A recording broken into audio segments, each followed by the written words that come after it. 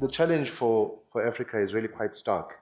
The world's most or least developed continent has to industrialize rapidly while conforming to a global consensus that is almost Hippocratic, really, in its sensibilities.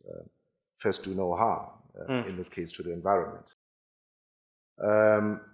And energy is central to the challenge of industrial development. This was brought home to me on a trip that I took to the Netherlands in 2016, and I went on one of those tours to the countryside. And as we all know, those windmills are a very pretty feature of the Dutch countryside. And I'd always assumed that their applications were pastoral in nature, agriculture and farming and that kind of stuff. So it came as a surprise to me to learn that those windmills were actually integral to the development of Dutch industry in the 16th and 17th centuries. Because the Netherlands is so low-lying and it's windy, they were able to use those windmills to run the sawmills that cut the timber, that created the mercantile fleet that dominated trade in the 16th century in a fraction of the time up until then that was required to build those mercantile fleets.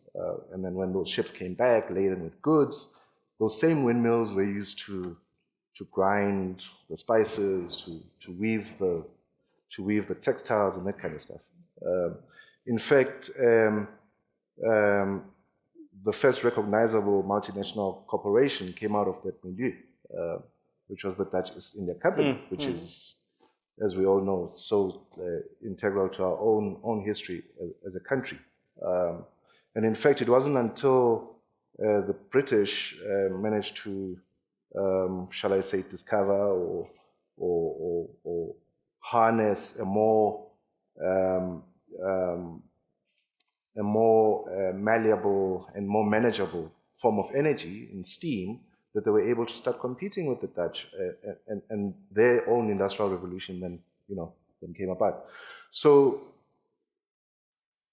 our challenge, like I say, is to industrialize rapidly while observing these sensibilities, and it's not a small challenge.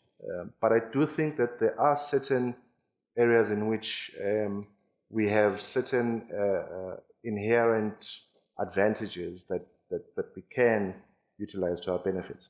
One of those that I think of, for instance, is in green hydrogen, where obviously, the world is pivoting towards renewables. Incidentally, I made the example of wind and how wind was integral to the development of Dutch industry, and that's a renewable, right? And it was only when the British came up with steam, which was predicated on coal, which is a non-renewable and not clean resource, which was then eclipsed by oil, etc., etc. But anyway, before I get too, I digress too much.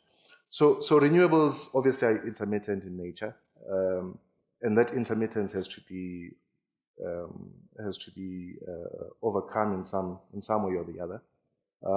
And the coming thing seems to be green hydrogen, and basically through electrolysis, that would mean the opportunity effectively to bottle our sunshine and our wind, and utilize it for our own purposes, our own domestic use, and even to export to the hungry north, as it were.